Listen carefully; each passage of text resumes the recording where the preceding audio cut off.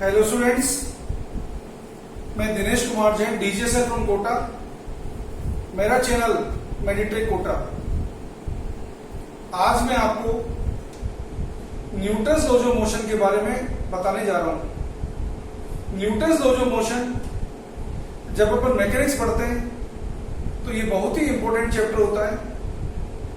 अगर आप पूरी फिजिक्स की आप स्टडी करना चाहते हैं और यदि हमने न्यूटन्स लॉज ऑफ मोशन को नहीं पढ़ा है तो हमें फिजिक्स को अंडरस्टैंड करने में काफी प्रॉब्लम आती है। तो फिजिक्स के क्या है, ऑलमोस्ट हर जगह किसी न किसी फॉर्म में न्यूटन्स लॉज ऑफ मोशन की हमको जरूरत पड़ती है। तो आज स्टार्ट करते हैं अपन न्यूटन्स लॉज ऑफ मोशन के बेसिक से। न्यूटन के क्या है, 3 लॉज है, Newton first law, second law and third law. इस चैप्टर में मैं आपको न्यूटन्स लॉज के बारे में बेसिक इंट्रोडक्शन देने जा रहा हूं। न्यूटन का जो फर्स्ट लॉ है इसे हम जानते हैं लॉ ऑफ इनर्शिया के नाम से। तो देखिए न्यूटन्स फर्स्ट लॉ में क्या क्या चीज है, इसे हम इनर्शिया के लॉ के नाम से जानते हैं। इनर्शिया क्या होता है, इनर्शिया को कैसे मेजर करते हैं। Inertia is the property of a substance और inertia is the property of a body by virtue of which a body tries to oppose any change in its state due to application of external force. Mass is the measure of inertia. More is the mass, more is the inertia, and more is the capacity of a body to oppose the change due to application of external force. ये Newton का जो first law है ये क्या है कि force की qualitative definition देता है। फर्स्ट लॉ ऑफ मोशन ये क्या है कि फोर्स को क्वांटिटेटिवली मीन्स मैथमेटिकली डिफाइन नहीं करता। मीनिंग क्या हुआ इस बात का, it does not define the cause of motion. जैसे सीधी सिंपल सी बात समझो, बुजुर्ग लोग बोलते हैं कि बेटा पढ़ोगे तो पास हो जाओगे, लेकिन बेटा पढ़ा और पढ़ने के बाद पास नहीं हुआ। फेल होने के बाद वो बच्चा क्या है कि बुजुर्ग के पास जाता है और पूछता है आपने तो कहा था कि बेटा पढ़ोगे तो पास हो जाओगे, पर मैं तो खूब पढ़ा, इसके बावजूद भी फेल हो गया। तो खास बात यह है कि बुजुर्ग ये नहीं बोलते हैं कि कैसे पढ़ना है, क्या पढ़ना है, कितनी डेप्थ में पढ़ना है। इस बात के क्या है आइडिया वो नहीं बोलते हैं। उन्हें जनरल एक रफ स्टेटमेंट बोल दिया कि बेटा पढ़ोगे तो पास हो जाओगे। तो सिर्फ पढ़ने का तो कोई मीनिंग ही नहीं ना। यहाँ पे क्या है कि बुजुर्ग लोग इस बात को स्पेसिफाई तो कर ही नहीं रहे कि क्या पढ़ना है, कहां पे पढ़ना है, कितना पढ़ना है।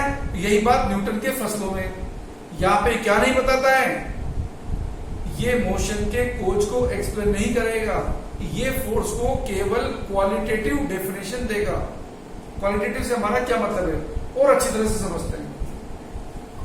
समझिए किसी टेबल पे क्या है कि कोई चीज पड़ी है, या क्या है कि कोई टेबल ही समझो कि ग्राउंड पे पड़ी है। आप टेबल को क्या है कि धक्का मारते हैं, तो टेबल को धक्का मारते तो ये क्या बोलता है कि धक्का मारेंगे, फोर्स लगाएंगे तो टेबल खिसक जानी चाहिए, लेकिन नहीं खिसकी। तो हमारे पास जवाब नहीं है। ये क्या है कि लो इसको जस्टिफाई नहीं कर रहा है, समझा नहीं पा रहा है, क्योंकि ये क्या करता है क्वालिटेटिव डेफिनेशन देता है। ये नहीं बताता है कि यहाँ पे टेबल और ग्राउंड के बीच में कितना फ्रिक्शन है, सरफेस स्मूथ है या नहीं है, ये बात कुछ भी नहीं बोलता है। तो इसका स्टेटमेंट सुनिए, ढंग से सुनिए क्या बोलता है। अगर कोई बॉडी क्या है कि रेस्ट में है तो जिंदगी भर रेस्ट में ही बनी रहेगी। कब तक, जब तक उस पर एक्सटर्नल फोर्स नहीं लगा हुआ है। और कोई बॉडी अगर मोशन में है तो मोशन में ही बनी रहेगी। कब तक, जब तक उस पर एक्सटर्नल फोर्स नहीं लगा हुआ है। तो it is the external force that is responsible to change the state of motion. It is the external force that is responsible to change the state of motion. ये यहाँ पे क्या है कि न्यूटन का फर्स्ट लॉ है। अब बात करते हैं सेकेंड लॉ की बारे में। ये न्यूटन का जो सेकेंड लॉ है ये क्या है कि मोशन के कोज को एक्सप्लेन करता है, ये फोर्स को मैथमेटिकली एक्सप्लेन करता है, ये फोर्स को क्वांटिटेटिवली एक्सप्लेन करता है। इसके अकॉर्डिंग क्या है स्टेटमेंट है, external force acting on a body is equal to rate of change of momentum. अगर आपको किसी न्यूमेरिकल में फोर्स एंड टाइम के बीच में कोई ग्राफ दिया जाता है तो फोर्स टाइम ग्राफ का टाइम एक्सिस से बाउंड जो आप एरिया निकालेंगे वो एरिया क्या देगा, वो देगा आपको change in momentum. Area under forced anchor bounded by time axis between given time limit uses change in momentum. एक न्यूमेरिकल देखते हैं इसका। इस फिगर में आपको फोर्स एंड टाइम के बीच में ग्राफ दिया हुआ है। एक पार्टिकल की इमेजिन करिए जिसका मास 1 kg है, इनिशियली वो रेस्ट में है। यहाँ पे क्या है कि पार्टिकल इस फोर्स के इन्फ्लुएंस में मोशन कर रहा है। ये 0 से 20 सेकंड तक ऐसा चल रहा है और 20 से 30 सेकंड तक ऐसा चल रहा है। हमें पूछा यहाँ पे find the final velocity of the particle at 30 second. तो देखिए यहाँ पे इस ग्राफ का एरिया पॉजिटिव आएगा, इस ग्राफ का एरिया नेगेटिव है। तो कितना एरिया इसका? ट्रायंगल का एरिया डायरेक्ट निकाल दीजिए, क्या होगा? Half base into height. तो कितना आएगा? Half into 20 into 10।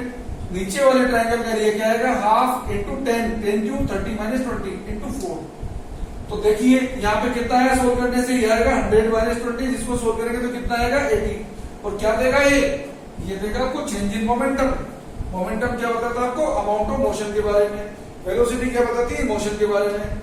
मोमेंटम क्या होता है? Mass into velocity. तो चेंज इन मोमेंटम क्या होगा? Mass into change in velocity. Mass कितना दिया आपको? 1 kg। ये डेल्टा भी यहाँ पे चेंज इन वेलोसिटी है, क्योंकि इनिशियल वेलोसिटी 0 है। चेंज इन वेलोसिटी क्या होगा? Final velocity minus initial velocity.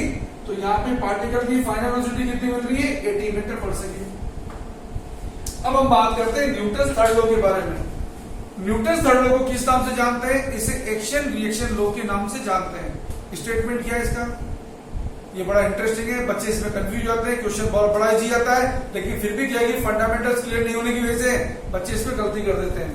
इसलिए क्या है कि ध्यान से सुनिए, कंसेप्ट को क्या है कि अच्छी तरह समझिए, यदि आपको क्या है कि बेस्ट स्कोर लाना है तो न्यूटन थर्ड लॉ का स्टेटमेंट क्या है? To every action there is equal and opposite reaction. Action and reaction always acts on different bodies. ये बॉडी कौन सी होती है? म्यूचुअल बॉडीज है। Action and reaction always acts on different bodies. Anyone can be action or anyone can be reaction. इसको बता नहीं सकते अपन कि कौन सी एक्शन होगी कौन सी रिएक्शन होगी। As the action vanishes, reaction automatically gets vanished at the same state. जैसे ही एक्शन खत्म होगी रिएक्शन तुरंत खत्म हो जाएगी उसी टाइम, अगर वो एक्शन रिएक्शन पे रहती। ओके, सबसे इंपॉर्टेंट बात देखो रे यहाँ पर, अगर क्या है कि दो फोर्स एक्शन रिएक्शन पेयर बना रहे हैं, then the nature of two forces should be same. अगर एक फोर्स इलेक्ट्रोमैग्नेटिक नेचर का है तो दूसरे फोर्स को भी इलेक्ट्रोमैग्नेटिक नेचर का होना पड़ेगा, अगर वो एक्शन रिएक्शन पेयर बना रहे हैं तो देखिए यहाँ पे आपको क्या है कि थोड़ा सा क्या है कि इलस्ट्रेशन में क्वेश्चन देखते हैं अपन। यहाँ पे क्या है कि बॉडी है जो सरफेस पर रखी है, जिसका मास सेम है। ये mg अर्थ का ग्रेविटेशनल पुल है, ये क्या है कि कॉन्टेक्ट सरफेस से लगने वाली नॉर्मल रिएक्शन है।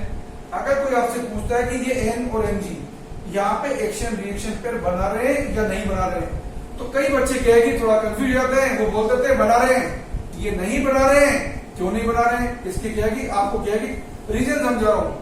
पहली बात तो देखिए, ये हमारे पास क्या है कि अर्थ का ग्रेविटेशनल पुल है और ये नॉर्मल कॉन्टेक्ट फोर्स है, इनकी नेचर डिफरेंट है, पहला पॉइंट। दूसरी बात, ये mg और n दोनों एक ही बॉडी में लग रहे हैं, जबकि क्या है कि एक्शन रिएक्शन पेयर के लिए क्या है कि म्यूचुअल डिफरेंट बॉडी चाहिए। ये तो mg और n दोनों एक ही बॉडी में लग रहे हैं, इसलिए भी क्या है कि एक्शन रिएक्शन पेयर नहीं बना रहे हैं। तीसरी बात देखिए, अगर ये क्या है कि बॉडी मान लो क्या है कि अर्थ की सरफेस की जगह किसी हाइट पे होती, तो मान लीजिए क्या है कि जैसे ये देखिए पेन है, अगर इसको छोड़ता हूं मैं तो छोड़ूंगा तो इस पे mg लग रहा है लेकिन n नहीं लग रहा, जबकि मैंने आपको एक्शन रिएक्शन पेयर में क्या बताया था, एक्शन के खत्म होते ही रिएक्शन इंस्टेंटली खत्म हो जाती है। बिना एक्शन के रिएक्शन का एग्जिस्टेंस नहीं है, बिना रिएक्शन के एक्शन का एग्जिस्टेंस नहीं है। जबकि यहाँ पे तो क्या ऐसा नहीं हो रहा ना, इसका मीनिंग n और mg क्या है यहाँ पर? Simply they are balancing force. ये क्या नहीं बना रहे? They are not forming the action reaction pair. दूसरी बात देखते हैं, यहाँ पे क्या है कि दो ब्लॉक रखे m1 m2, इसमें क्या है कि एक्सटर्नल फोर्स लगाएगा F। ये N21 क्या है? This is the normal contact force on M2 due to M1। N12 क्या है? Normal contact force on M1 due to M2। यहाँ पे आप क्या देख रहे हैं? देखो N12 और N21 मैग्नीट्यूड में सेम है, डायरेक्शन में अपोजिट है, इनकी दोनों की नेचर भी सेम है, इलेक्ट्रोमैग्नेटिक है। इसका मतलब ये हुआ कि ये N21 एंड N12 ये यहाँ पे एक्शन रिएक्शन पेयर बना रहे हैं। तो बच्चों ये बातें थी एक्शन रिएक्शन पेयर के बारे में। आगे अपन क्या है कि न्यूटन लॉज ऑफ मोशन को क्या है कि और डिटेल में स्टडी करेंगे। फिर से नेक्स्ट आर्टिकल में आपको क्या है कि न्यूटन लॉज ऑफ मोशन की डिटेल में क्या है कि आपको इन्फॉर्मेशन दूंगा, जिसमें आपको क्या है कि कंस्टेंट रिलेशंस के बारे में बताऊंगा। स्ट्रिंग कंस्टेंट भी आएगा, पुली कंस्टेंट भी आएगा, वेज कंस्टेंट भी आएगा, और न्यूटन्स लॉज ऑफ मोशन की क्या है कि पुली वगैरह की कई सारी एप्लीकेशंस भी आएंगी, जो क्या है कि कंपटीशन पॉइंट ऑफ व्यू से बड़ी इंपॉर्टेंट रहेगी। लगातार क्या है कि डिस्क्रिप्शन बॉक्स में मैं आपको डिटेल देता आ रहा हूं। आप क्या है कि डिस्क्रिप्शन बॉक्स में जाइए, डिटेल्स को पढ़िए, लगातार क्या है कि चैनल को क्या है कि सुनते रहिए, वॉच करते रहिए, सब्सक्राइब करते रहिए। मैं आपके लिए क्या है कि हर दिन नए नए वीडियो लाता रहूंगा। अपने फ्रेंड्स को बताइए ताकि उन्हें भी फायदा हो। Thank you all of you.